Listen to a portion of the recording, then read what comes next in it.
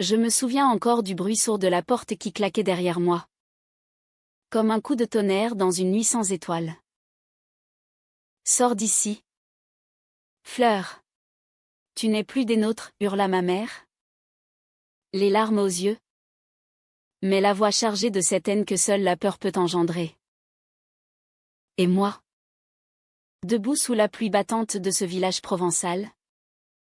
Je serrais les poings. Mon cœur brisé en mille éclats. Sachant que mon seul crime était d'aimer Anaël. C'était il y a 5 ans. Dans ce petit coin de France nommé Saint-Rémy de Provence. Où les oliviers centenaires murmurent des secrets au vent du Mistral. J'avais grandi là. Entouré des collines parfumées de lavande. Dans une famille conservatrice où les traditions pesaient plus lourd que les rêves. Mon père. Un vigneron bourru aux mains calleuses. Dirigeait notre domaine avec une poigne de fer. Ma mère. Avec son châle brodé et ses prières quotidiennes. Veillait à ce que tout reste en ordre. Et moi? Fleur. La cadette rebelle. J'avais toujours senti un vide en moi. Un appel vers quelque chose de plus libre. De plus vrai. Anaël était arrivée comme un rayon de soleil inattendu. Originaire d'Espagne. De Séville précisément. Elle avait fui une vie étouffante pour enseigner l'espagnol dans notre école locale. Ses cheveux noirs coupés courts. Ses yeux noisettes pétillants de malice. Et cette façon qu'elle avait de rire. Comme si le monde entier était une farce délicieuse tout en elle m'avait captivé dès le premier regard. Nous nous étions rencontrés lors d'une fête du village. Sous les guirlandes lumineuses accrochées aux platanes. Tu danses comme si personne ne te regardait, m'avait-elle dit. Sa voix teintée d'un accent chantant qui faisait vibrer mon âme. Au début, ce n'était que des conversations volées. Des promenades le long des sentiers bordés de cyprès. Elle me parlait de flamenco. De passions ardentes qui consumaient les cœurs andalous. Et je lui confiais mes doutes sur cette vie tracée d'avance. Petit à petit. Nos mains se frôlaient. Nos regards s'attardaient. Et un soir, sous un ciel étoilé, nos lèvres se sont rencontrées.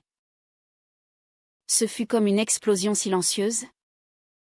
Un feu d'artifice intérieur qui illuminait tout ce qui était terne en moi. Mais dans ce village où les ragots couraient plus vite que le vent, notre secret ne pouvait rester caché longtemps. Les premiers murmures vinrent de ma sœur aînée. Claire. Jalouse de mon indépendance. Elle nous avait vus. Un après-midi. Enlacés près de la fontaine ancienne au centre du village. C'est contre nature, avait-elle sifflé en rentrant à la maison, allumant la mèche d'une bombe qui allait tout détruire. Mon père, informé, entra dans une rage folle. Tu salis notre nom. Les gens parlent. Fleur. Pense à la famille. Ma mère pleurait, invoquant la Vierge Marie pour me guérir. Anaël fut licenciée sur le champ, accusée de corrompre la jeunesse. Et moi? On me donna un ultimatum, renier cet amour ou partir. Je choisis de partir. Avec un sac sur l'épaule et le cœur en miettes, je quittai Saint-Rémy pour Paris, cette ville des Lumières qui promettait l'anonymat. Anaël m'avait supplié de l'attendre, mais la pression était trop forte, elle rentra en Espagne, brisée par le scandale. Nous échangeâmes des lettres au début, des promesses d'un avenir ensemble, mais la distance et la douleur effacèrent peu à peu nos mots. Je me sentais trahi par ma propre famille, par ce village qui m'avait élevé et qui maintenant me rejetait comme une paria. À Paris, je trouvai un travail dans une librairie, entouré de livres qui me parlaient d'amours interdits et de révolutions intimes. Mais chaque nuit, Je rêvais d'Anaël, de ses caresses douces et de ce baiser qui avait tout changé. Les années passèrent, marquées par une solitude que je masquais derrière un sourire forcé. J'appris à vivre avec ce vide, à ignorer les regards curieux quand je parlais de mon passé. Puis, un jour, un appel de Claire changea tout. Fleur. Le village est en crise. La sécheresse nous frappe durement. Les puits sont secs. Les vignes meurent. Papa est malade. Et on a besoin de toi. Sa voix tremblait. Un mélange de désespoir et de culpabilité. Je raccrochai. Le cœur battant. Pourquoi moi? Il m'avait chassé. Et maintenant il me rappelait? Mais il y avait un secret que seul je connaissais. Dans ma famille, une légende se transmettait de génération en génération, un ancien aqueduc romain, caché sous nos terres, avec une clé ouvrant une vanne oubliée. Mon grand-père me l'avait confié enfant, jurant que c'était notre héritage secret, à n'utiliser qu'en cas d'extrême nécessité. Quand j'étais parti, j'avais emporté cette clé, symbole de mon lien brisé avec le passé. Eux ignoraient où elle était, pensant qu'elle avait disparu avec le temps. Je décidai de retourner. Non par pitié, mais par un sens du devoir mêlé à une soif de revanche. En arrivant à Saint-Rémy, l'air sec et poussiéreux me frappa. Les rues étaient désertes, les fontaines muettes. Ma famille m'accueillit avec des regards fuyants. Papa, affaibli par la maladie, murmura, Fleur, ma fille. Mais les mots restèrent suspendus. Claire, les yeux rougis. Avoua, on a tout essayé. Les experts disent que sans eau souterraine, c'est la fin. Anaël était là aussi. Revenue pour aider sa famille adoptive, elle enseignait à nouveau, discrètement. Nos regards se croisèrent dans la maison familiale, et ce fut comme si le temps s'arrêtait. Fleur, murmura-t-elle, la voix brisée. Mais la tension était palpable, les vieux ressentiments bouillonnaient. Ce soir-là, seule dans ma chambre d'enfance, je serrais la clé dans ma main. Devais-je la révéler? Ou laisser le village payer pour son intolérance? Mon cœur se déchirait entre vengeance et compassion. Le lendemain matin, le soleil impitoyable dardait ses rayons sur les collines asséchées, transformant les vignes en squelettes tordus. Je descendis dans la cuisine où ma mère préparait un café amer, ses mains tremblantes trahissant des nuits sans sommeil. Fleur. Pourquoi es-tu revenue? Demanda-t-elle enfin, évitant mon regard. Je sentis une vague de colère monter en moi. Parce que vous m'avez appelé. Parce que malgré tout, cet endroit est une partie de moi. Papa entra, soutenu par Claire. Son visage ridé, autrefois si fier, était maintenant marqué par la souffrance. La mairie organise une réunion ce soir.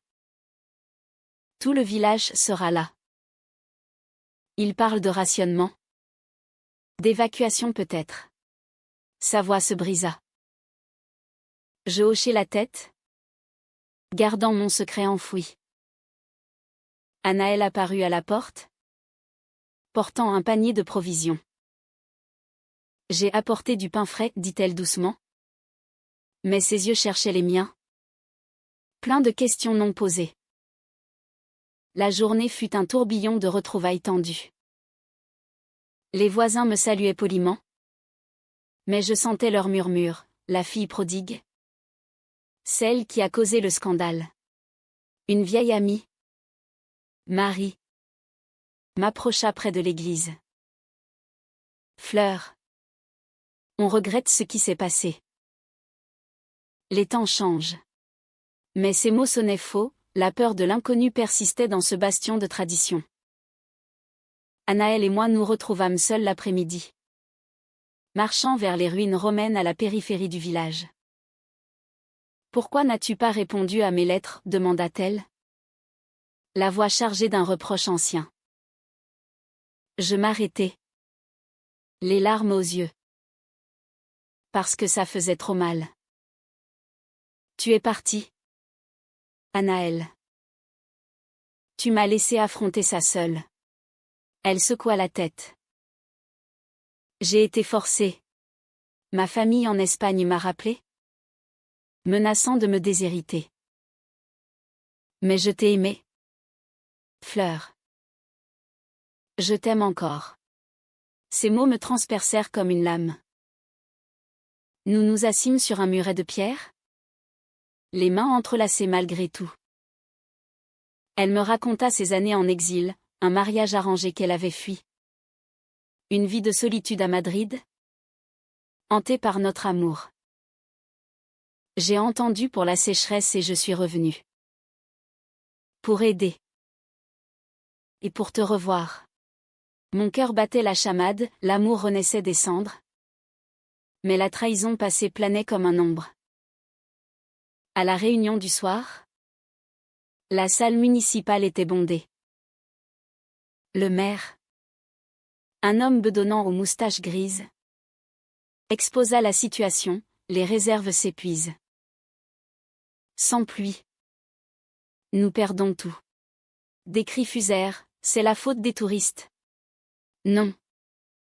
Du changement climatique. Puis, quelqu'un pointa du doigt les étrangers, jetant un regard vers Anaël. La tension monta, des accusations volèrent, révélant les fissures de cette communauté. Je restai silencieuse, observant. Claire me pressa, Fleur. Si tu sais quelque chose. Mais je ne dis rien.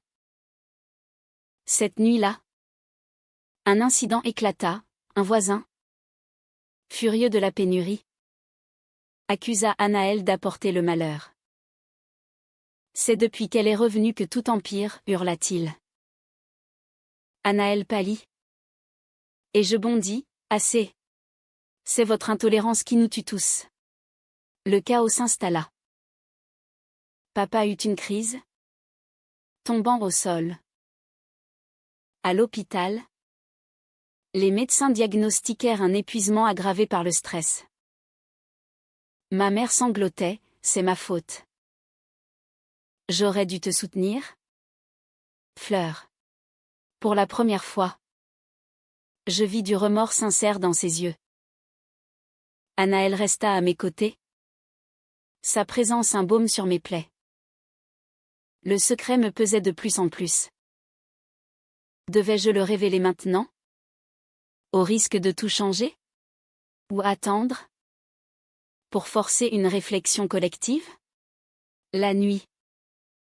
Dans les bras d'Anaël un câlin chaste mais chargé d'émotions je murmurai, il y a une clé. Une vanne ancienne qui pourrait sauver le village. Elle me serra plus fort. Alors? Pourquoi hésites-tu? Parce que la vengeance était tentante. Mais l'amour? Cet amour profond pour Anaël et même pour ce village imparfait? Me poussait vers la rédemption. Le lendemain, la sécheresse frappa plus fort, un incendie menaça les vignes. Les pompiers luttaient. Mais sans eau. C'était vain. Claire vint me supplier, Fleur. Si tu as un moyen. Je cédai partiellement. Il y a une légende familiale. Un aqueduc romain sous nos terres. Mais je gardai la clé cachée, testant leur sincérité. Papa, du lit d'hôpital, m'appela, ma fille. Pardonne-nous. Ton amour n'était pas un crime. C'était le nôtre? De ne pas comprendre. Ces mots fissurèrent ma muraille. Anaël et moi passâmes la soirée à parler, reconstruisant nos ponts brisés. Revenons ensemble, proposa TL. Face au monde. Mon cœur s'ouvrit. Mais le doute persistait, et si la révélation du secret changeait tout? Les jours suivants furent un tourbillon de désespoir et de révélation. Le village.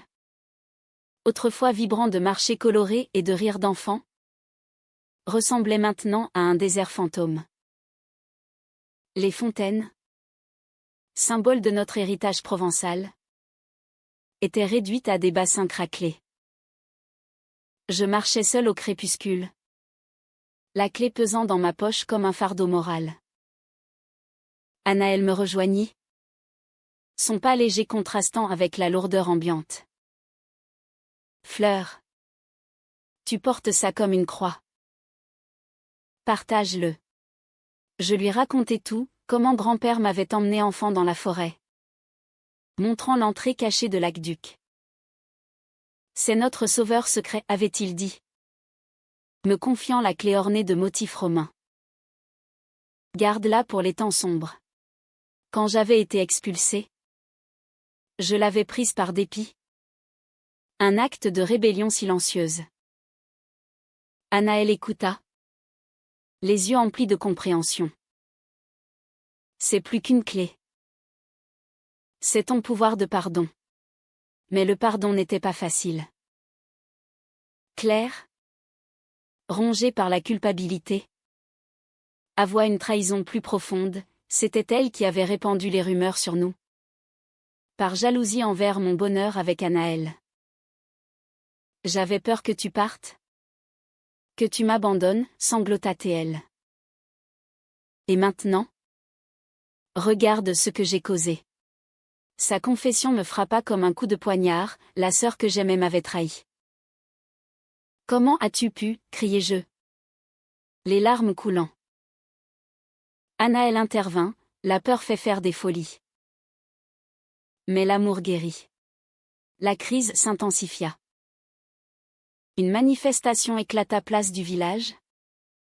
Des habitants exigeant des solutions. Le maire annonça des coupures d'eau totale.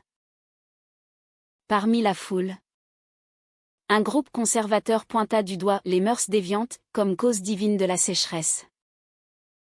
Leurs regards se posèrent sur nous. Anaël et moi. Main dans la main. C'est elle. Leur péché nous punit, hurla un homme. La foule gronda. Et pour la première fois, je craignis pour notre sécurité. Papa, sorti de l'hôpital, prit la parole d'une voix faible mais ferme, assez. Ma fille n'est pas un monstre. C'est notre intolérance qui nous assèche l'âme. Ces mots choquèrent l'assemblée, mon père. Le pilier traditionnaliste défendait mon amour. Ma mère se joignit, nous avons perdu Fleur une fois.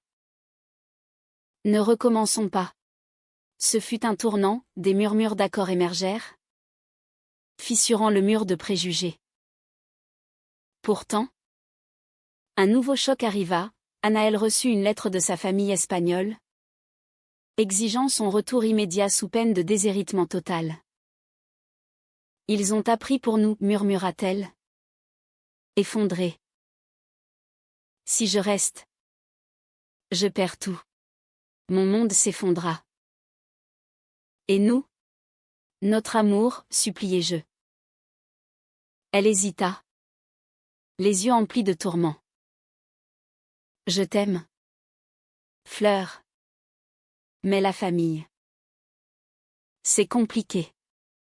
Cette nuit-là, une dispute éclata entre nous, chargée de douleurs accumulées. Tu me trahis encore, accusai-je. Non. Je cherche un moyen, répliqua-t-elle. Nos voix résonnaient dans la maison vide, révélant des failles profondes, ma peur de l'abandon, sa loyauté divisée. Nous nous séparâmes en larmes, le cœur en lambeaux. Le lendemain, la sécheresse atteignit son pic, les vignes prirent feu, menaçant les maisons. Les habitants paniquaient, évacuant. Claire me supplia, si tu sais quelque chose, dis-le. Poussé par le chaos, je révélai l'existence de l'aqueduc, mais sans mentionner la clé. Une équipe fouilla. En vain. Il manque quelque chose, dirent-ils. Anaël réapparut, valise à la main. Je pars pour l'Espagne. Pour arranger les choses. Mon cœur se brisa. Sans moi? Elle hocha la tête, les yeux baissés. Était-ce une trahison ultime? Ou un sacrifice? Je la laissai partir, anéantie. Seule, face au brasier approchant, je pris ma décision. Je courus vers la forêt, la clé en main. L'entrée cachée était là, envahie de ronces. Tremblante, j'insérai la clé, tournant avec effort. Un grondement sourd retentit, l'eau jaillit. Un torrent salvateur. Les villageois, alertés, accoururent. L'eau inonda les canaux anciens, éteignant les flammes, ravivant la terre. Mais au milieu de la joie, mon secret révélé, je me sentis vide. Anaël était partie. Papa m'étreignit, tu nous as sauvés? Ma fille. Claire pleurait, pardonne-moi. Le village changea, des discussions sur l'acceptation émergèrent, inspirées par mon acte. Pourtant, une lettre arriva d'Anaël, je reviens. J'ai choisi l'amour. Mon cœur bondit. Était-ce vrai? L'eau coulait maintenant abondamment, transformant le village en oasis renaissant. Les vignes reverdissaient, les fontaines chantaient à nouveau, et un sentiment de gratitude flottait dans l'air. Mais pour moi, Fleur, ce miracle était aigre-doux. Anaël était partie, emportant une partie de mon âme. Je passais mes journées à aider aux réparations, masquant ma douleur derrière un masque de résilience. Papa, revigoré par l'eau et le pardon, organisa un dîner familial. Fleur, tu es notre héroïne, dit-il, levant un verre de vin nouveau. Ma mère ajouta, nous avons été aveugles. Ton amour avec Anaël. C'est beau. Leurs mots me touchèrent. Mais la trahison de Claire pesait encore. Et toi? Sœur, demandai-je froidement. Elle baissa la tête, je regrette chaque jour. J'étais jalouse de ta liberté. De ton courage. La confession complète vint, Claire avait non seulement répandu les rumeurs, mais aussi influencé le maire pour licencier Anaël. J'avais peur que tu partes pour toujours, avoua-t-elle.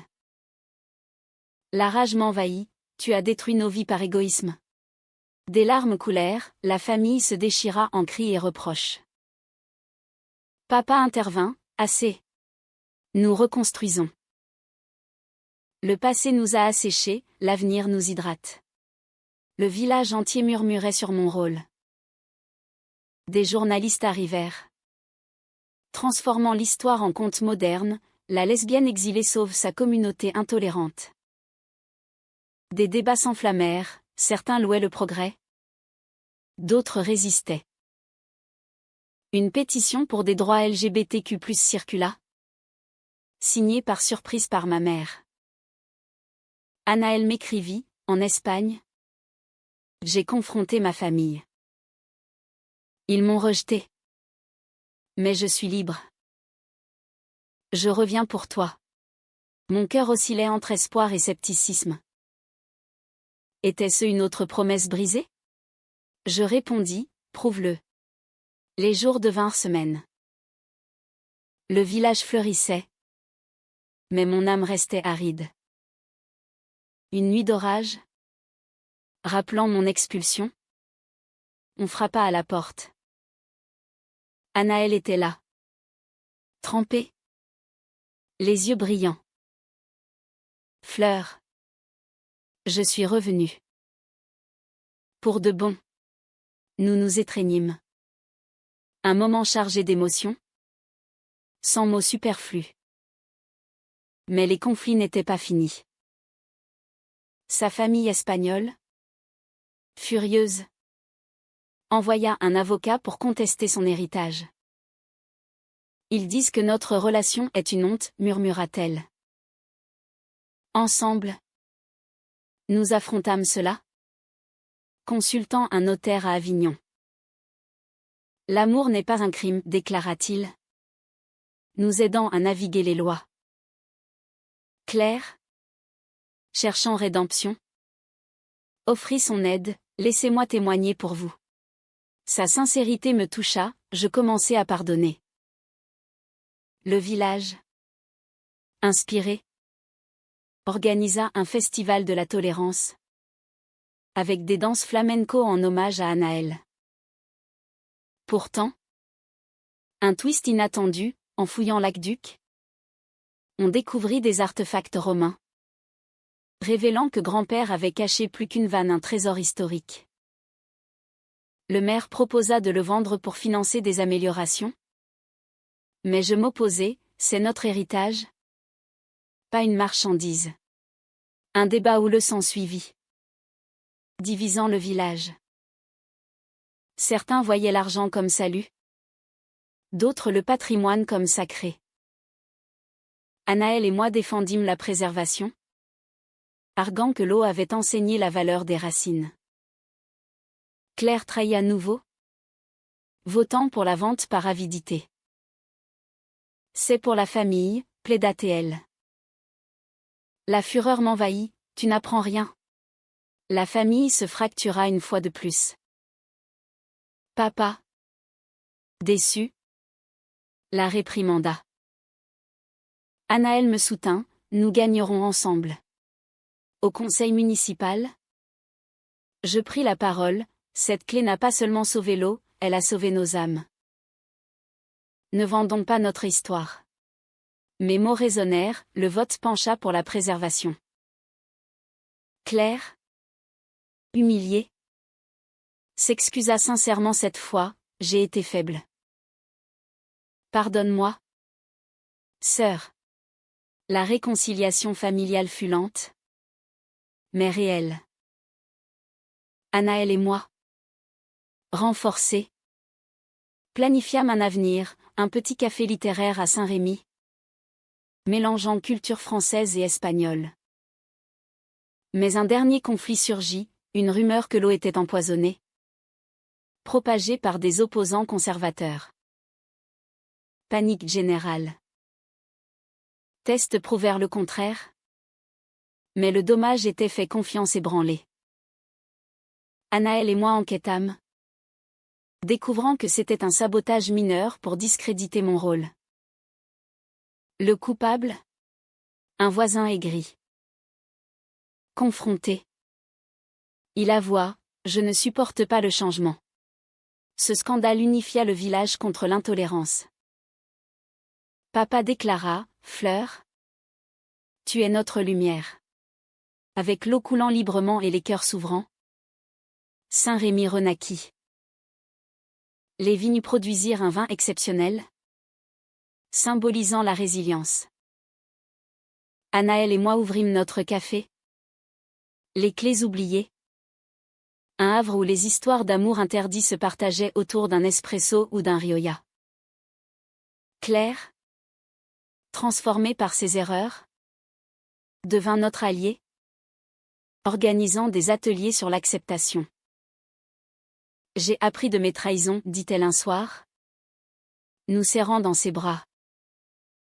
Papa et maman, fiers, assistèrent à notre union symbolique par un mariage légal, mais une cérémonie intime sous les oliviers, célébrant notre amour.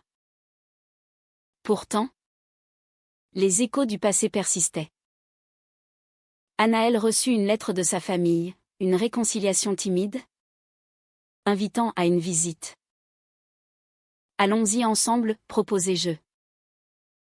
En Espagne, à Séville, nous affrontâmes leurs préjugés. Sa mère, les yeux humides, murmura, j'ai eu tort. L'amour est amour. Ce fut un pont jeté sur l'abîme culturel. De retour, le village nous honora, une plaque commémorative pour l'aqueduc, gravée de mon nom et de celui d'Anaël. Aux gardiennes des secrets, lisait-on. Mais la vraie victoire était intérieure, j'avais pardonné. Aimé sans peur. Un soir, marchant main dans la main le long des sentiers lavandés, Anaël s'arrêta. Fleur. Malgré les tempêtes, notre amour a survécu. Je l'embrassai doucement sur le front. Un geste plein de tendresse. Et il coulera éternellement. Comme cette eau. Le village, autrefois divisé, devint un exemple de tolérance. Des couples similaires trouvèrent refuge ici, inspirés par notre histoire. Claire fonda une association LGBTQ+, expiant ses fautes. Mais la vie n'est pas un conte de fées, des défis persistèrent. Une nouvelle sécheresse menaça, testant notre unité. Cette fois, ensemble, nous innovâmes, système d'irrigation moderne, mêlant ancien et nouveau. Papa, avant de s'éteindre paisiblement, me murmura, tu as sauvé plus que l'eau? Ma fille. Tu as sauvé nos cœurs. Ces funérailles furent un moment d'unité, où Anaël et moi reçûmes des condoléances sincères. Ma mère, veuve, s'ouvrit enfin, j'ai prié pour ton bonheur. Fleur.